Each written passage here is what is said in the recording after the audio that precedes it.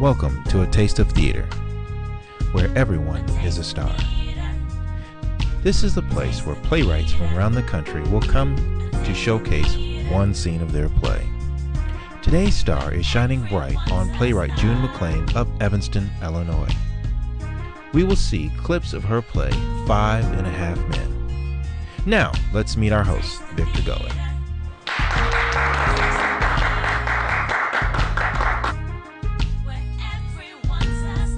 Welcome to A Taste of Theater. We like to start our show with our joke of the moment. And if you have a joke that you like to send in, please submit it to us. And maybe it can be read as the next joke. As we always say, we like to start with something funny. A radio DJ put a question out to his audience, and he said, if you had 2 weeks to live, what would you do? Where would you go? Who would you call? A man called in, he said, if I had 2 weeks to live, I'd go to my mother-in-law's house. And the DJ said, why? He said, man, because that would be the longest 2 weeks of my life. All right, so we have a good musical guest coming up here for you. And don't forget, joke of the moment, submit to us, submit at atasteoftheater.com. Submit at atasteoftheater.com. So now, speaking of relationships, I want to ask y'all a question. Oh my God! What you want to ask? What you want to ask? I want to ask questions, man. I be feeling like I'm getting interrogated when I'm around this. Break my glass. Check it out. I got a song. Hold on, let's listen to what they got to say this time. Let's listen. Come on. Tell me when was the last time you brought her roses home from work? Oh man. Tell me when was the last time you rubbed her feet when she said they hurt? Tell me when was the last time you bought a card to tell her how you feel? Don't even know when was the last time you stopped to cook a rush late night meal. Tell me how long will it be before you treat her like your queen? And how long will it take before she starts coming home too late? How long will it take before she starts running the streets? You better take the time to treat her like a lady.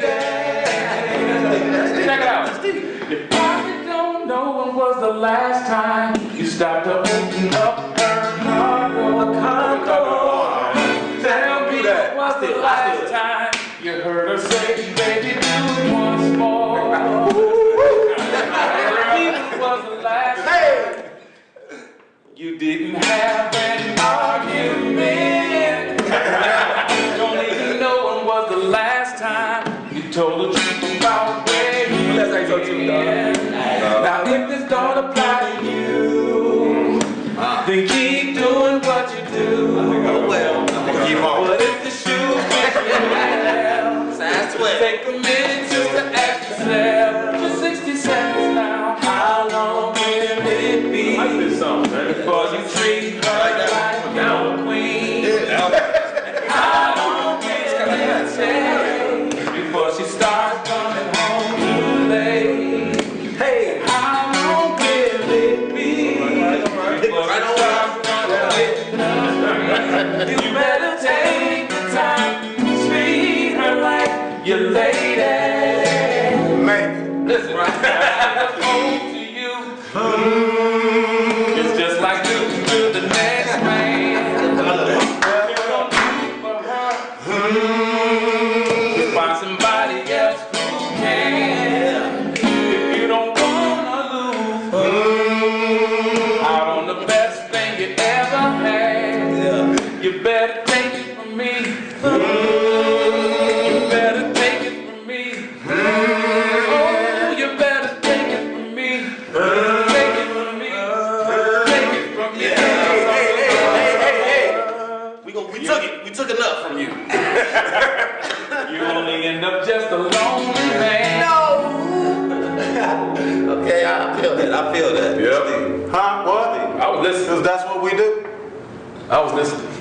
How long will it be before you treat her like your queen? I don't know. How long will it take before she starts coming home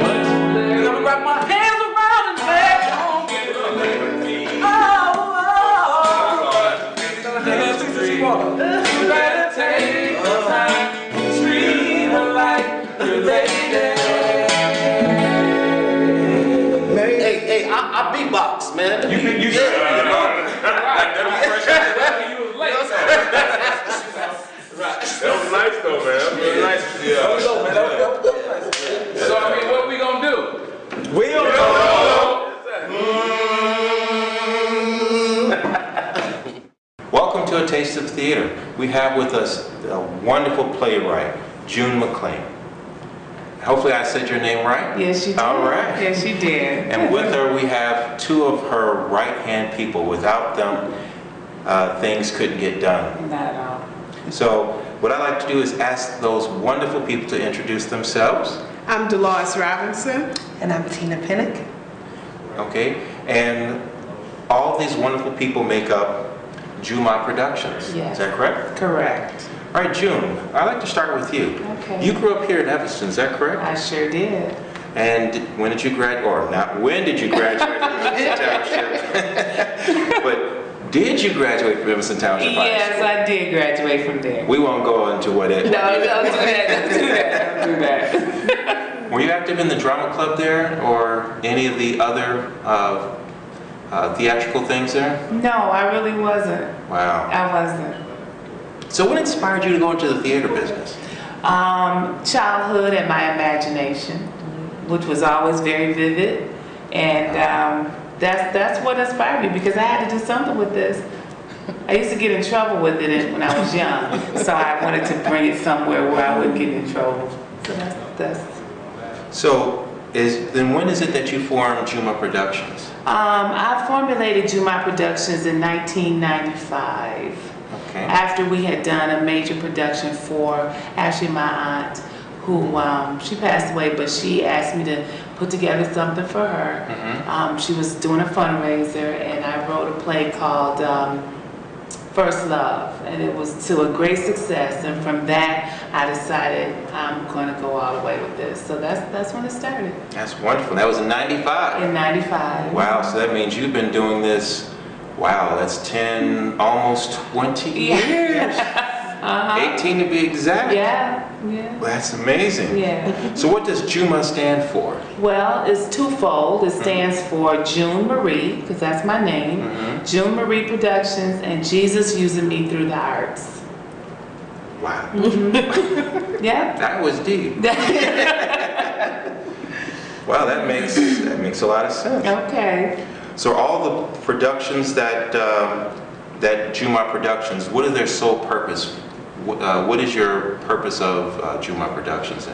Well, my purpose is to take the stage and use it as a vehicle to deal with lots of different topics that are going on in life, and put a positive spin on things, bring out things that people don't want to talk about, and leave it on the stage, get people to come. They're coming for entertainment, but they're hit with something a little extra. That's really what we're about, seriously. So it sounds like the main purpose is the good news of the Lord.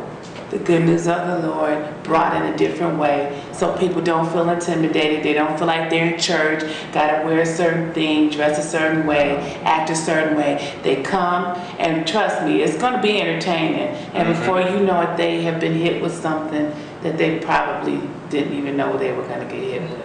Wow. So would you lovely people like to add something to that, since you've been with him for a long time? Well, she said everything very well, but I'm her assistant, as you stated earlier, and I've been with her since the beginning of June Productions, which was in '95. So my task in all of this is to make sure, as she writes and produces and cast, that she's stress-free. So I take over all that stuff so she can make sure she's able to do what she needs to do. Exactly. Wow. So that's I my wish you could task. multiply yourself. And I love it. I love doing it. Wow. And then, can you let us know how you fit into the puzzle as well? Well, I came on board about 7 years ago, and from that I sing, and I started doing some acting, and then I just joined in with the as far as assisting June on going to see venues, also helping with casting, Wow. and whatever else she sees fit for me to do, I just run with it and do it. So, and it's been exciting. Wow, it sounds like you're also training people at the same Oh, time. most definitely. Because Lord knows, as a playwright, you have to wear many hats. Yes, you do. So, how do you incorporate the good news without going over the top, or people saying, well, you know, you went a little too far there, you know that? Well, I don't care. Well, what do you mean by going over the top? Well, sometimes people, playwrights can be a little graphic on stage. Okay. Or the language can be excessive on Okay. stage. So how do you get the message across without going over the top? Okay. Well, I'm a tactful woman. My writing is very tactful, and I know how to say what I need to say without going over the top. But you get what I'm talking about. Yeah. And the impact is always going to be there, but it will never. Now, I can't say it won't ruffle somebody's feather. It may, but they'll be okay. They will. That's And they true. are okay. Trust me, because I find out afterwards, ooh, you really brought something? Ooh, but they love it. And besides, that's what forgiveness is for. Right. So how many plays have you written? I have been writing plays since I was 16, actually. Yeah, but to mention as far as on a bigger scale, 6. That's wonderful. That's wonderful. So let's talk about your current play, the one that you will be doing in February. It's called 5½ Men. What inspired you to write this play? Well, I have a very soft heart towards men and the plight of men, because I feel like you guys don't get like your just desserts. I don't keep get talking. that. And you know, most plays they're talking about how the man was this and he was a dog and there's some out there, but I don't believe that that's just the broad blanket to put over men. And so I wanted to do something where we would listen to the man's side, and it's the man's side of divorce. Because men, they get divorced and you always think it was the man's fault, why somebody got divorced, or what did he do? Or it's always that whole thing. But a man has a certain feeling about what just happened. No matter what the situation, he has a thought and he has a feeling. Well, what is it? Let's hear his side and let's figure out what he might be going through, because it does matter. It matters. Because there's 2 sides to every story. Amen, sister. Yes. Some say even 3. So what research did you find or do in order to write about these particular characters? Because as I was looking over it seemed very intricate, some of these characters. Well, I have a very unique chemistry with men. And I don't want anybody to take that crazy, but I talk to men, and men talk to me. They feel comfortable enough to share a lot of intimate thoughts and feelings. So over the years, I have spoken to a lot of gentlemen about a lot of things that they go through that they don't really even talk about, but they have with me. So I've gotten information and research from everyday men, going to work every day, going to church, doing what they do, fathers, husbands, uncles, and I've talked to them and I've gathered my research from them, because that's where the realness is. That's true. Boy, that's true. And then sometimes personal experience doesn't hurt, but depends on how that experience is. Right. So which was the hardest one to write for? Which character was the hardest one to write for? Well, when I think about it, not any one of them, because they're all my characters. So I'm creating them from my gathered information, and I'm making them be who they were. So it wasn't hard. I just wanted to be authentic with all of them. So I think I spent the same amount of energy in all of them, just making them real, making them relevant, and letting their story be heard. So I didn't have any hardships. All right. Well, for those who haven't had a chance to see your production.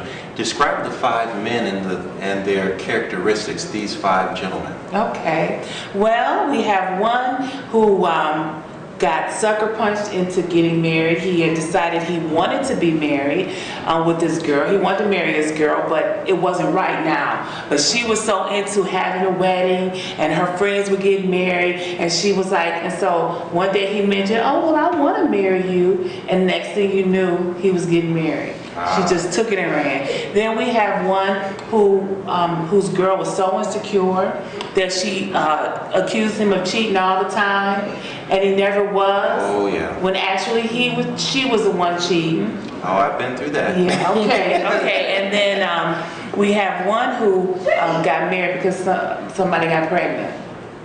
So that was one. And then you have let's see, the other one was. You have a gentleman who has one main girl and has a few on the side. Yeah, because that's what his father taught him. Hey, I ain't mad. And so he feel like, you have this one that you're going to die with, whatever, but in the meantime, until all that happens, because he's young, and so he's sowing his oats and things of that nature. And then you have this successful businessman who was definitely about making sure that his wife had everything, but in the meantime, he sort of neglected her, and she changed into another person, and so they didn't make it. Wow. Now, most of you men out there have gone through that, one of those 5 scenarios. If you live just a little bit, you went through one of those scenarios. So some of the people in your cast are here, obviously, and hopefully we'll get a chance to speak with them. Yeah. But why is this story so important to tell, this particular story of 5.5 Men? Because I personally don't think that men's voice gets heard enough. I don't. From their point, not from the woman's point, because it's always that whole thing. He's a dog, he's this, he's that. Oh, he cheated, it's always that. It's never really, what is he dealing with? Because that's vital, and it has to be verbalized. It really does. It's just not fair for everything to be one-sided, just our side, And I care enough to put something out there that I don't think is out there. I don't. That's true. So what is it that you want the people to walk away with after seeing this particular play? Well, I know that they will walk away, because I've had people talk to me. They'll walk away with instances of what not to do. Really? What not to do when it comes to marriage, what to do so that you don't wind up divorced. And that the man has a side. He has a side, and it's important. So it's a whole lot of, it's a barrage of things that you have to come to the play to see and get all the nuances that I'm not going to tell you, but you walk away with a lot. And plus, when what we've heard too was it helped some people that may have been going through some things in their marriage. Oh, wow. When they left the play, their marriage was worked out better for some of the stuff they've seen in the play. Wow. So how do people find you on the web? How do they find Juma Productions? On Facebook under Juma Productions with an apostrophe, J-U apostrophe M-A Productions with an S, and then follow me on Twitter, June McClain. All right. On Twitter. So for those who didn't have their pens ready, let's try that one more time on Facebook. Right. Juma Productions, J-U apostrophe M-A Productions with an S on the end. And Twitter, June. Actually, on Twitter, it's Ms. M-Z-J-U-M-A, Ms. Juma. All right. And one thing I always like to do as a fellow playwright is pass on some information for someone who's out there trying to one day get in your shoes or sit in your shoes. So what bit of advice would you pass on to a playwright that's starting out or who's been out there and just is trying to make it to the point where you've been in the game for 18 years? I would tell them to make sure, beyond a shadow of a doubt, that this is a passion, that this is something that kindles your fire, that you think about it, you dream about it, that you are constantly in search for the next story. I would tell them, don't do it if it's not real. Don't do it if it's not real. That is actually very good advice because you spend a lot of hours, nights, doing this work. And if you don't have a passion for it, you're doing it for the money, you will surely get out of it really quick. Tell us about it. So what is the one thing that you could, that you would not recommend to people who are going into this business? Probably piggybacking off of what you said, if you're going into it for the money, stop. Just stop. Because there are breaks to be had and everything can move on to something greater. But if you're thinking that it's for money, I'm going to write this play and I'm going to have this stage play and I'm going to be this and that, stop right now. Stop. All right. So now I'm just going to ask of your other wonderful co-workers here. What other things would you like to share on those same topics? What things have you learned that you would like to share, especially with casting? Because that right there is a vital element of every play. Well, one thing that I would like to share with everyone is that make sure it is a passion. Because if it's not a passion, and like you both have said before, and you in there because you feel like I'm gonna go be in this place so I can make money, and the passion isn't there, then you will be mistaken. And that way, your whole inspiration of what you're doing would not be felt. Yeah. That brings us to you.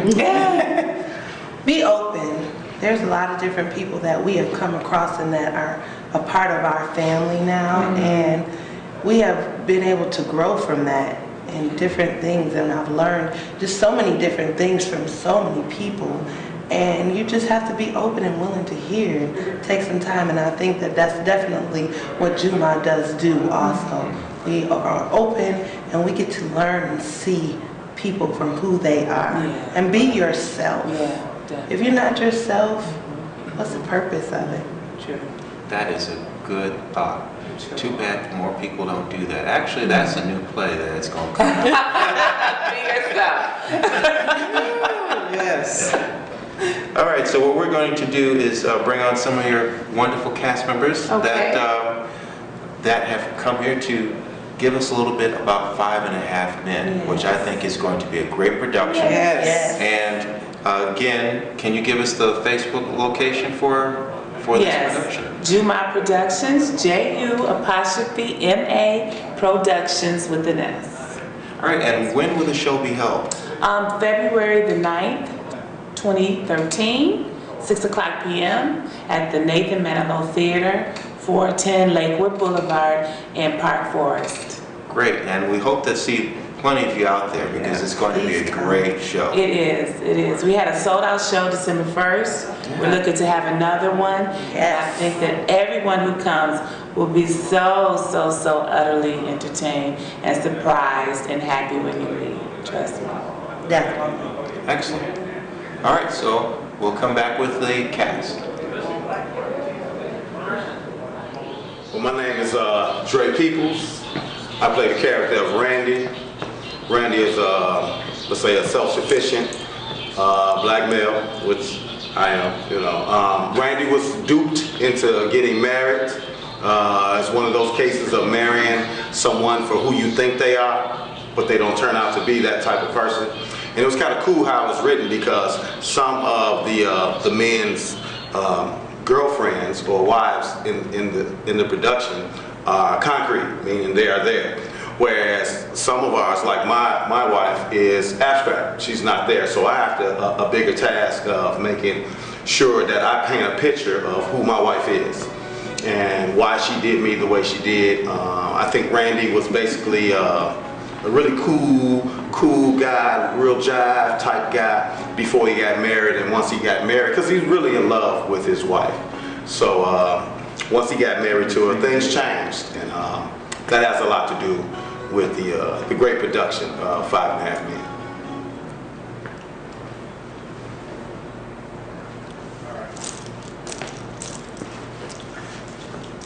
What's up, y'all? How y'all feeling out there? I go by the name of Jovan, Mr. Showtime Johnson. Yeah, that's what's up. And the character I play on this fantastic stage play, 5.5 Men, I play a character named Trey. Now, unos, not dose, but Trey. You know why? Because I need at least 2 women. That's what I said. I need at least 2 women plus me equals Trey. So I couldn't have no other name, but you know, quadruplet maybe that could have been my middle name or something. Anyways, my character, you know, I play this cat, you know, who's going through some trials and tribulations in this relationship, and I want to say that, you know, the nagging and all the BS that's going on inside the relationship is causing me to venture out and sort my royal oats, as you want to say, as you speak. You know, I'm going to sort my royal oats, yeah. You know, so, you know, therefore, I always got to have more than one young lady on my team, you know. But, you know, I guess in the meanwhile, I'm still going to try to patch things back up with wifey. But until then, with Trey gonna have his fun, Jack, and pop his collar. You feel me? That's how I get there. And how this character relates to me, you know, I mean, of course, we all played a villain before, so, you know, and once upon a time, back in my days, long time ago, long time ago. Last week. Long time ago. You know, I mean, yeah, I used to be that dude that had to have more than one young lady, and I just want to let you young men know that the end road to that ain't always a good result. You know, some people get hurt, you might even get hurt, and get hurt pretty bad physically. You know, so you might want to think about what you do before you start trying to date multiple women. But that's me, Joe Vaughn, Mr. Showtime Johnson, signing off. Trey, 5.5 Men, come check us out. Right. Now I'm Teran Richardson, aka Mark Houston. And my role is, you know, I'm kind of the somber one. You know, I also love my girl, and, you know, I married her under a unique situation. You know, she was pregnant. You know, so I tried to do the right thing, you know, what I thought was right at the time. But she ended up, you know, losing the child. And I went back to doing my thing, you know. Yeah, man.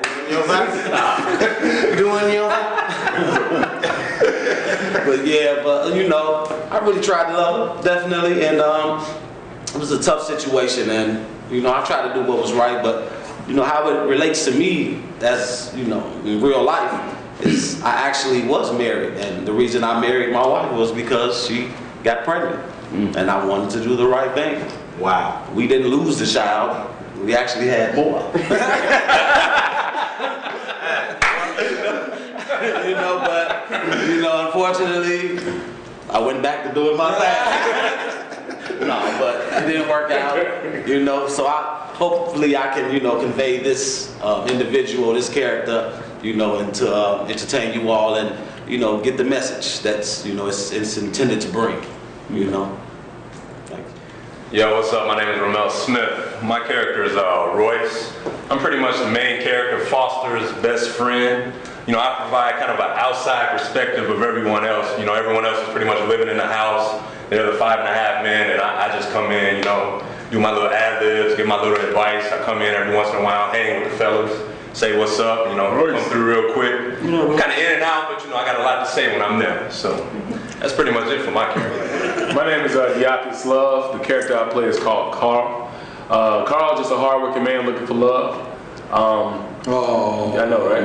But he's a hardworking man looking for love. That's the best way I could, you know, in a nutshell. He has a very, I don't know, domineering type of wife. He's a very much so blue collar type of worker. Works as a janitor, and his wife is, you know, rich. So I know that brings a whole other dichotomy to their relationship, and which is actually kind of the reason why it's not thriving or existing like it should. In my opinion, I guess why it relates to me, I've been in kind of this situation before in real life, which is crazy. So when you see me doing my monologues and stuff, people who came to see the first show, they said, you know, you seem like you were just being yourself. I'm like, yeah, because you're my ex. But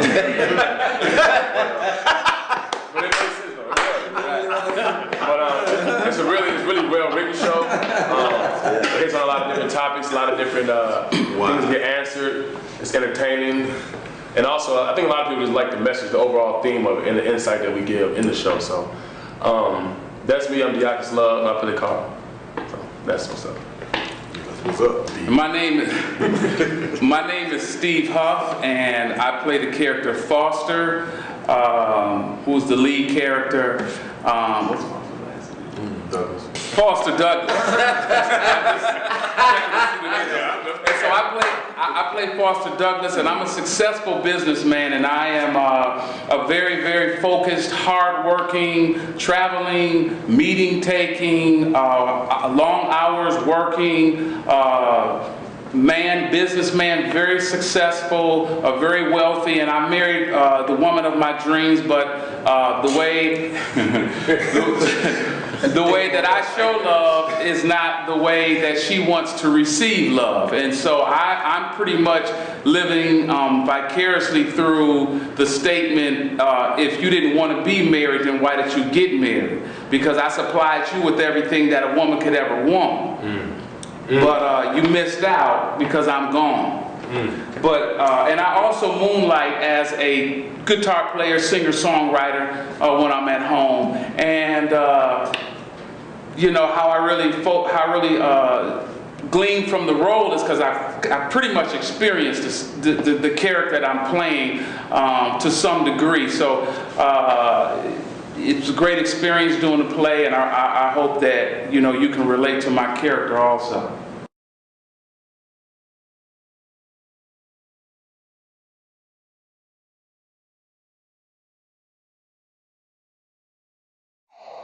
Your name is Kenneth Kent, huh? Yes, it is, but everyone calls me Ken. Sure. Who is everyone? Well, everyone in my family, my friends, people who've known me for more than a week. I mean, those who are familiar with me. Okay, Ken. Let me just say that Mr. Douglas has given me the responsibility of running things around here, okay? And I am very protective of him ever since this divorce. Now, that's one thing that Mr. Douglas may not know about me, is that I'm from the streets, and I can spot a booger rascal from a mile away. Honey, and I will cut you-know-what if they turn out to be someone other than they say. Oh my God, I hope I haven't given you the impression that I have something up my sleeve. I was just answering the ad because I too need a place to stay because I'm divorced and I was just looking for a room. Now, I'm interviewing him just as much as he's interviewing me. Let's face it. Okay, that's fine. All I'm saying is you will be facing something scary if things don't add up. You know what? Maybe this isn't a good idea because you got me feeling terribly uncomfortable. Maybe it's not.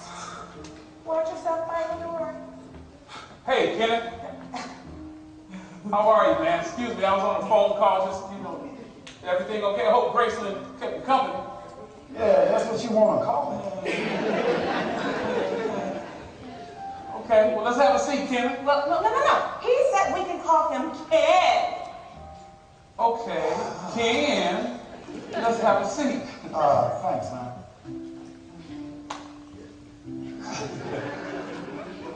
So listen, before we get started, this is a new endeavor for me. First off, being divorced, and then, looking for roommates to live in my house. So, bear with me as I work through this process. Yes. Do you need me to stay here with you for this? Yes, I do. I'm going to need you to help me to cross all the T's and dot the I's. Oh, it's no problem, because I've already started. Wow. Okay. Okay, Ken, well, tell us a little bit about yourself. Well, first let me explain why I need a place to stay. I'm recently divorced. Oh, you too, huh? Yeah, the whole situation has sort of left me in financial ruin. I mean, this woman was smart, man. She took everything from me. So that's why I need a place I can call home until I find my way from under the greed of this messy demise of a marriage. Okay. But I will, and I want to be candid with you and let you know that I have been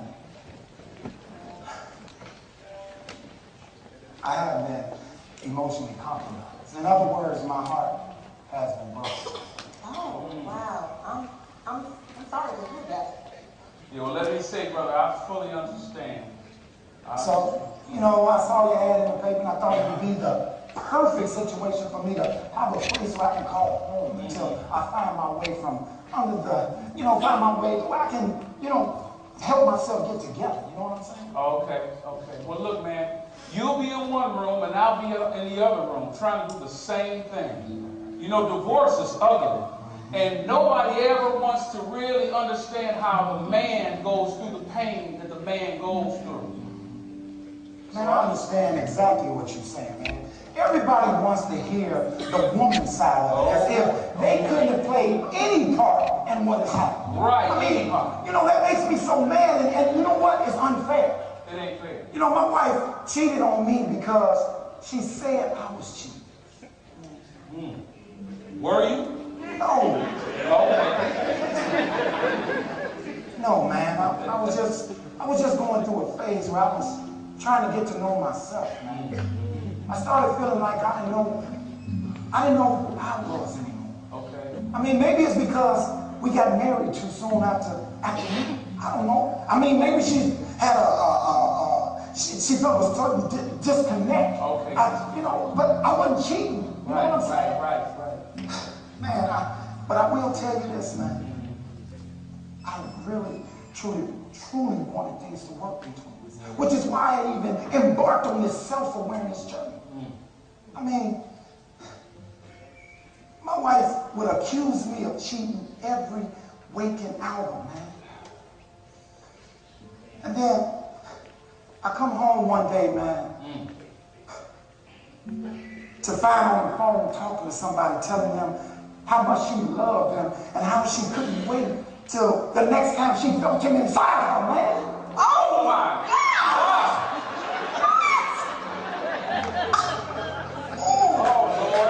So I said, Oh no. I said, hey, who you talking to? And she said, oh, bye, girl. And I'm so sorry. I'm so glad that you could confide in me. That was a good one, though. I'm sorry. I said, girl, you must think I'm stupid or something. Man. I know what I heard. Right, you heard it, didn't Yeah, I heard it, man. I heard it. But you know what?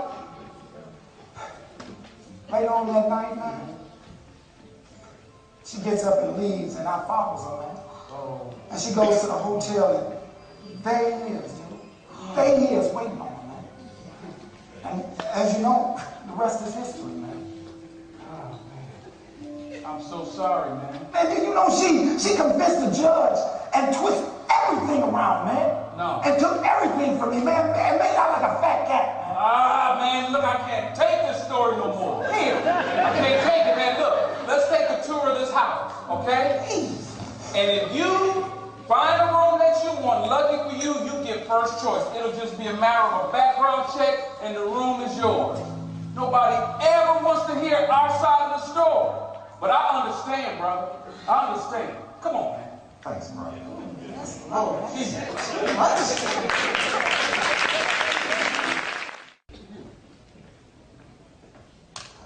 Hey, what's up? What's happening, Randy? Come on in. What's going on, Foster? Good. Make yourself at home. See, I'm the first one here. Yeah, man. I don't mind if I do. Okay. Right. Good right there. Man, I can use this too. I just dropped my kids off at their mom's house. You know, that always stresses me out. Okay. It really bothers me to leave them too.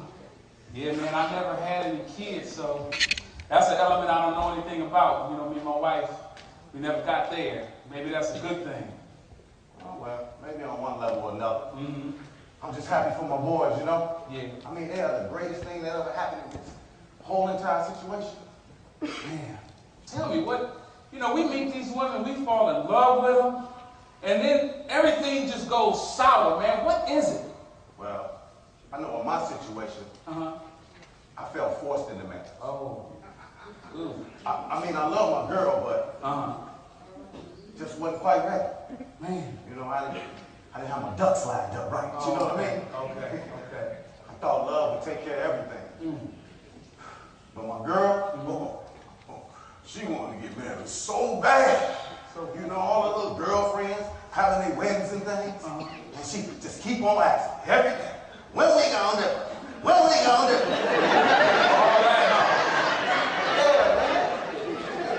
And then one day, I said something crazy. I said something like, well, I want to marry you. Man, and before you know it, What happened? writing books being stacked on top of every table, cakes being tasted, floor arrangements being made, pictures of Michelle Obama, Barack Obama, the newly re-elected Barack Obama. I just felt so pressure that I gave in. Man, so her plan worked, huh? Duh, Foster. I mean, in my mind, I know I really love my girl, man, but time wasn't right. But I didn't want to lose her either. Okay. But it didn't take me long. It didn't take me long to realize that she wasn't marrying me. Okay. She was marrying the wedding. The wedding? Hey, dude, let me tell you. Listen. All these women out here that want to get married, they only want to get married for the wedding. Wedding, And when it comes to who they marry, oh boy. Go ahead and divide me. Go on and cut me up. Turn me into a fraction, but I'll show you what's up. Go ahead and divide me. You can cut me up. Turn me into a fraction, but I'll show you what's up. You can call me half a man.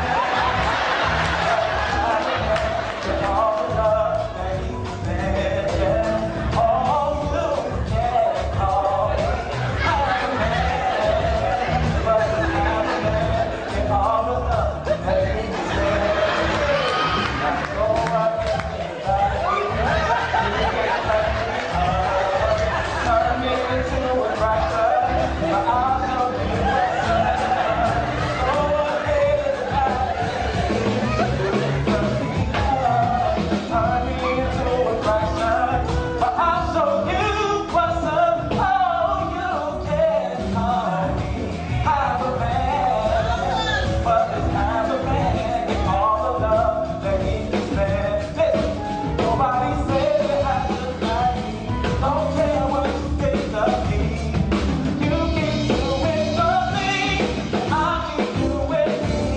Don't care if you like me. It don't matter what you think of me. You keep doing something, and I'll keep doing me. Oh, you can call me half a man. Oh, hey, you can call me, hey, but it really don't matter. 'Cause I'ma keep living my life.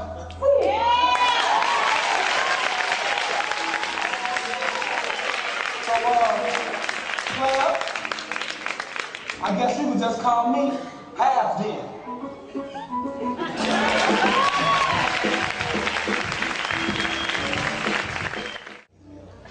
Yo, fellas, what's happening?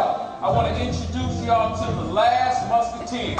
This is Carl. Oh, wait, hold on. That's Ken over there. What's up, fella? What's up? That's Randy. What's your name again? Mark. No, it's Mark. And that's Trey. What up, baby? Also known as Hank. Come on, man.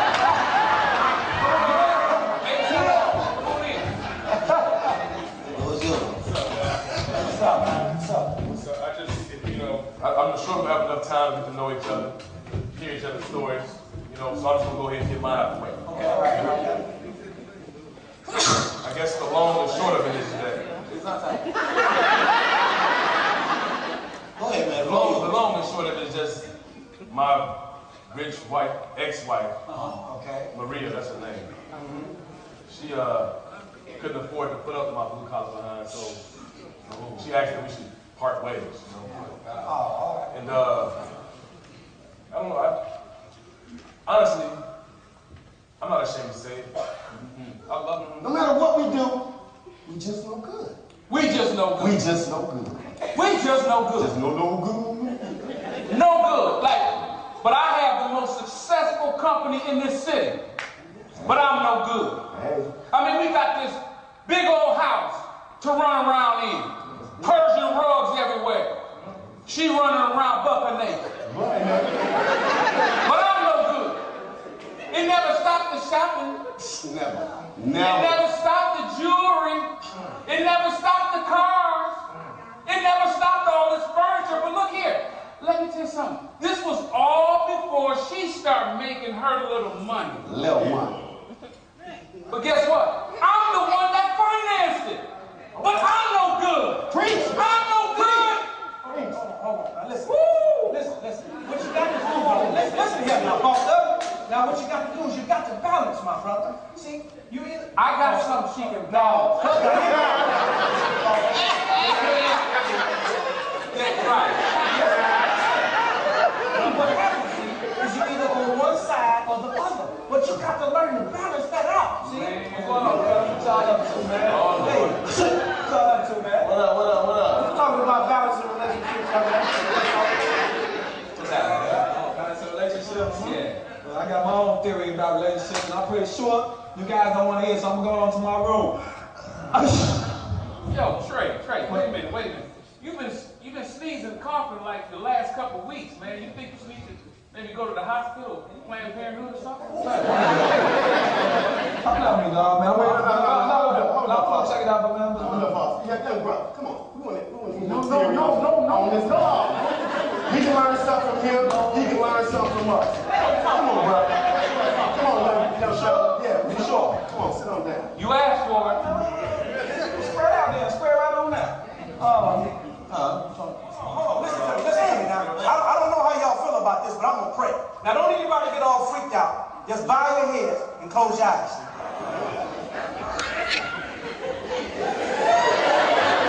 Come on now.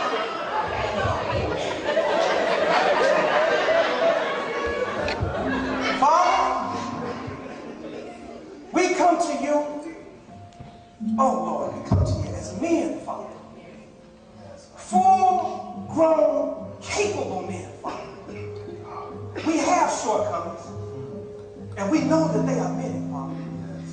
But we are acknowledging them to you now. We make mistakes, Lord. And one of the mistakes that shines through right now was not asking what your will was for marriage, Father. Please forgive us. Please. Lord, I'm asking that you touch each and every man in this house, Father, and make them feel your love for them, give them peace in their stormy times, Father God. Clean the slate away, Lord. Heal from past mistakes. And Lord, give us a sign.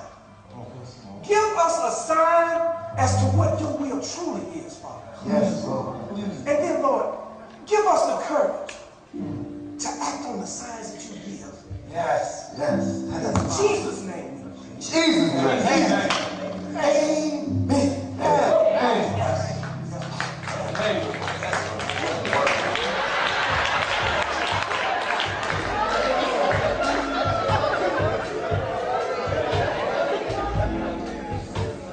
Hey, Maria, come in.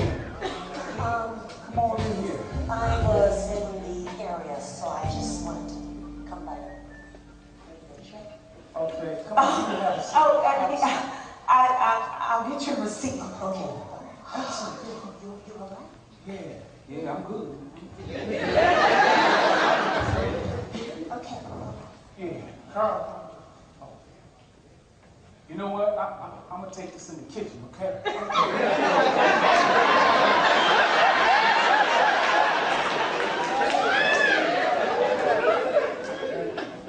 Hi, Carl. Maria.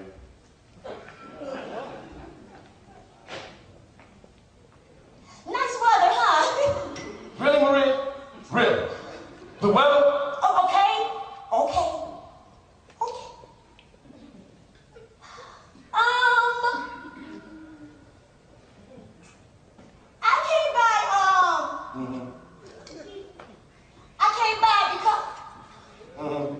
I came by because I miss you. Oh, so you do realize that I'm the same man that was here earlier when you said I was your prostitute? I know.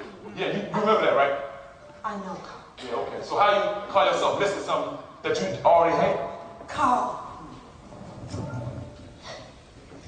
what I had was a remnant of you. Honey, our rendezvous, they were just a means of me finding a way to hold on to a piece of you. Carl, every time we were together, I could feel how much you still loved me. And Carl, believe me, I felt it all figured out between us.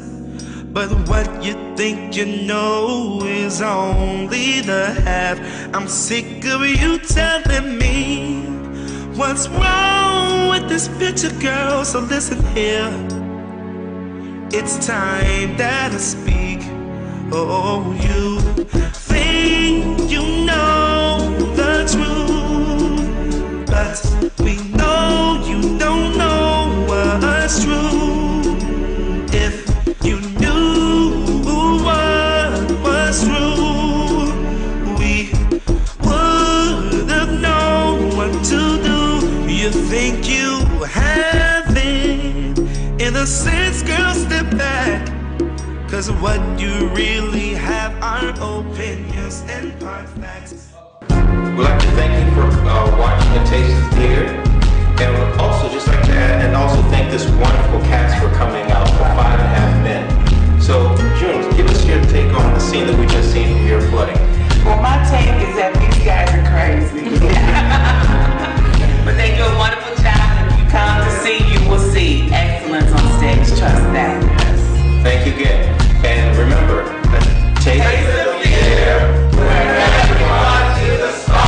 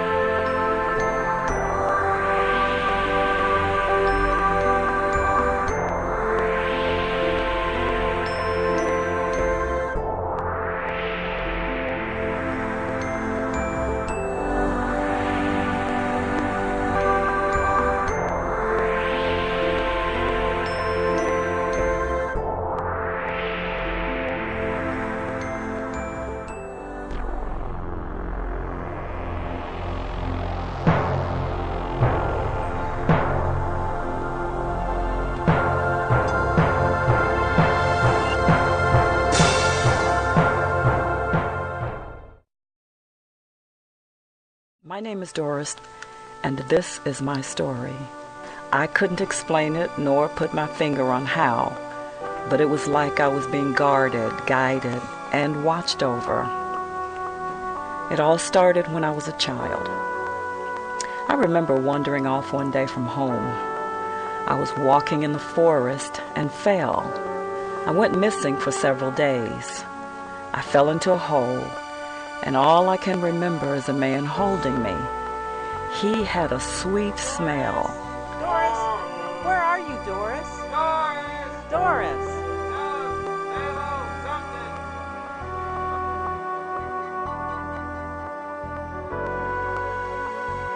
Then all of a sudden he disappeared, and I was found by the search team. I found her! There she is! Then when I was in the 7th grade, I remember getting into a fight with another kid in school. This kid was much bigger and stronger than I. I knew I was in for a beating that day.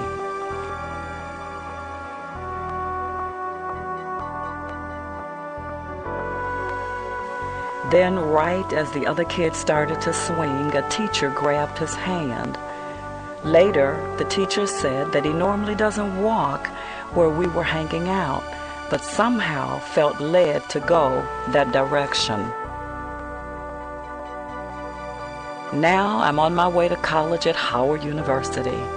It is my freshman year, and my father didn't want me to live on campus, so he bought a one-bedroom condo for me.